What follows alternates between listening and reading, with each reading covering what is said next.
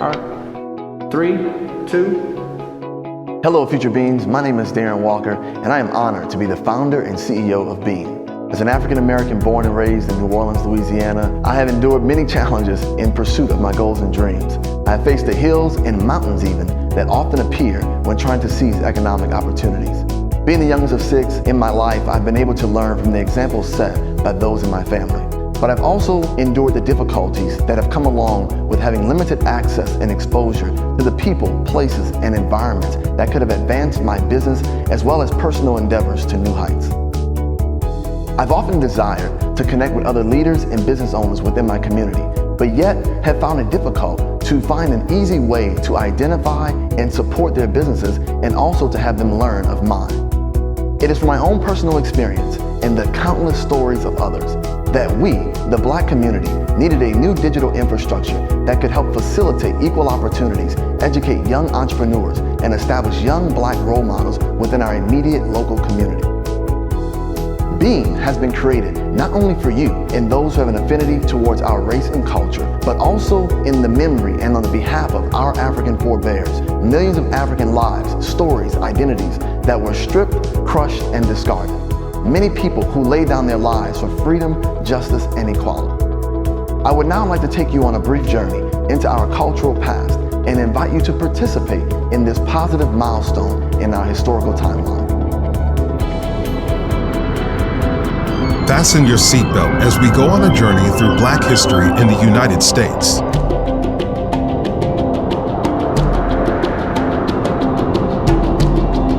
Freedom and justice, I have a dream. My 4 little children will one day live in a nation where they will not be judged by the color of their skin, but by the content of their character. I have a dream today. Constitution of the United States. Preserve, protect, and defend the Constitution of the United States. So help you God? So help me God. Congratulations, Mr. President. We have to become involved in a program of re-education to educate our people into the importance of knowing that when you spend your dollar out of the community in which you live, the community in which you spend your money becomes richer. We will be victorious if we do nothing more than discover ourselves. It is against us as an African people. It's not because of color. It's because of our condition. If we must have justice, we must be strong. If we must be strong, we must come together. If we must come together, we can only do so through the system of organization. I may not get there with you, but I want you to know tonight that we as a people will get to the promised land.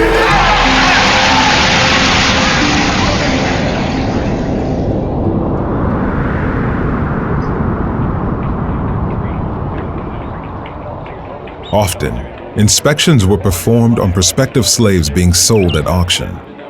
During the preliminary inspections, the Negroes would be examined and treated with the same consideration given to farm animals.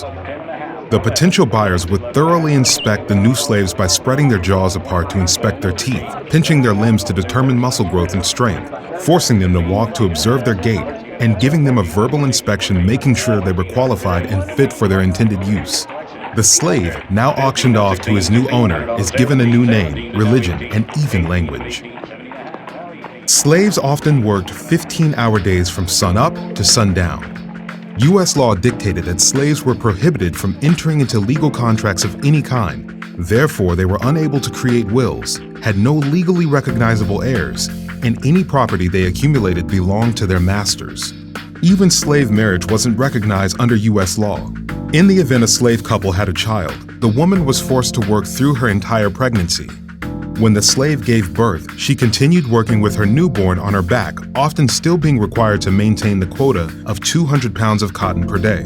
The labor never ceased. For 246 years, African Americans were born as slaves and died as slaves. Millions of Africans' lives destroyed. However, during the same 246 years, the American government and many white slave owners reaped untold profits off of the labor and domestic sale of slaves. Harvard Law School would receive its first endowment from the estate of Isaac Royale, who amassed considerable wealth through his slave-based enterprises. Our forebears, with their appropriate labor, made Harvard Law School possible. Harvard Law School would not be alone. Many American industries would go on to profit greatly off of the backs and business of slaves. The 13th Amendment of 1865, the slaves are now free. On January 16, 1865, General William T. Sherman, after having met days prior with 20 African-American leaders who told him that land ownership was the best way for blacks to secure and enjoy their newfound freedom, issued Special Field Order No. 15 approved by President Lincoln that ordered reserved coastal land in Georgia and South Carolina for black settlement. Each family would receive 40 acres. Later, Sherman also agreed to loan the settlers Army mules. This is likely the origin of the phrase 40 acres and a mule. 6 months after Sherman issued the order, 40,000 former slaves lived on 400,000 acres of this coastal land. In March, Congress seemed to indicate plans for widespread land reform when it authorized the Freedmen's Bureau to divide confiscated land into small plots for sale to black families. The land would allow blacks to have a chance to be self-sufficient economically, to build, accrue, and pass on wealth. Unfortunately, this promise was not to be realized for the overwhelming majority of the nation's former slaves, who numbered about 3.9 million. Sadly, less than a year after Sherman's order, Lincoln's successor, President Andrew Johnson, intervened and ordered that the vast majority of confiscated land be returned to its former owners. Instead of the former slaves remaining landowners, they would become sharecroppers and essentially go back into economic slavery because of the unfavorable sharecroppers' contracts. Along with forfeiting their newly obtained land, for the next 100 years, the United States government would sanction laws legalizing and institutionalizing social and economic segregation and discrimination under the black codes and separate but equal laws. This horrific time would become known as the Jim Crow era.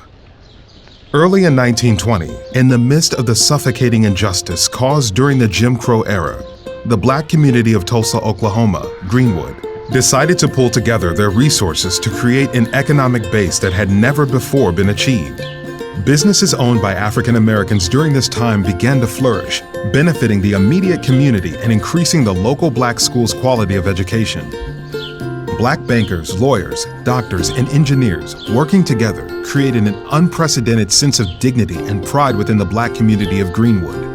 During this time, separate but equal laws were being enforced in the U.S. However, the black community of Greenwood was able to build considerable wealth by unifying and supporting each other's businesses.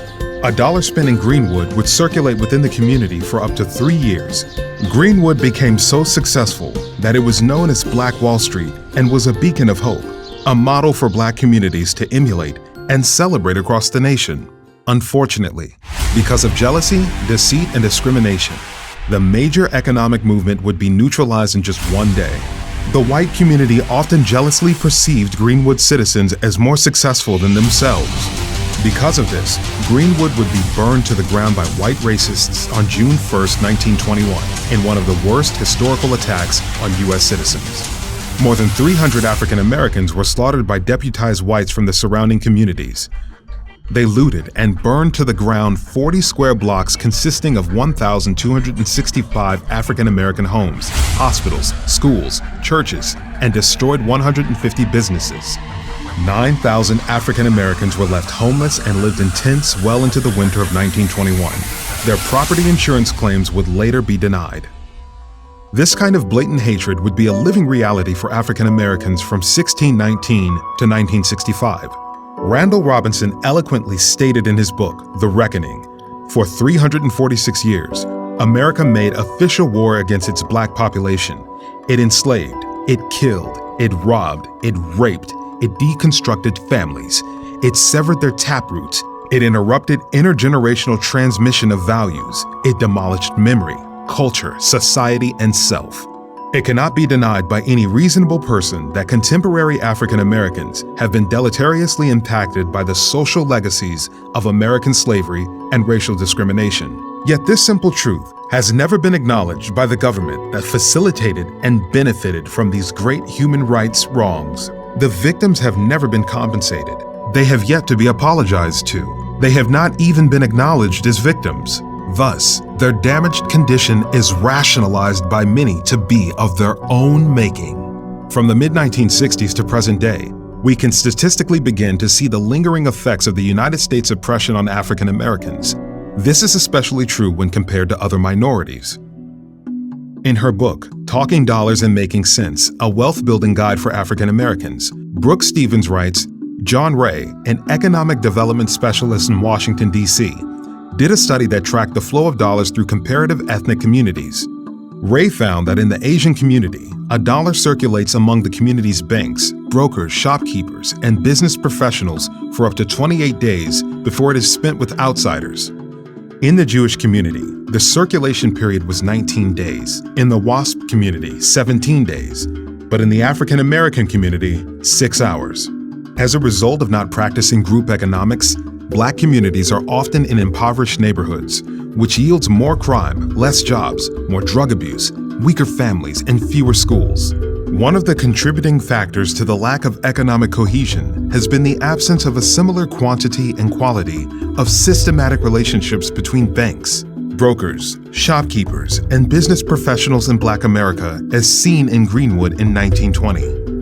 Did you know that African Americans in the U.S. have a national GDP of $1.3 trillion? African Americans as an economic demographic collectively have the 16th largest buying power in the world. Yet only 2 to 5 cents of every dollar is spent within our community. Imagine if as a community, we redirected just 2% of our current spending. Just 2% would translate into $26 billion that could be redistributed back into our businesses. Imagine if there was a way to meet Black professionals in your local community, a gateway to celebrate and contribute to the success of Black-owned businesses, a place to find funding, investors, and relationships, a connection to people who have the answers to challenges you face in real estate, finance, insurance, marketing, and more, a service that facilitates and harnesses the wealth and resources of Black Americans. Experience all of this now, inside Beam. Although we've had a great time on other social networks, we have yet to see a service that encourages healthy economics in our community. Bean is the next step. Participate, contribute, and help shape our community while honoring our heritage. It will take all of us. We can do it together. We will do it together. Introducing the Black Economic Advancement Network, BEAN.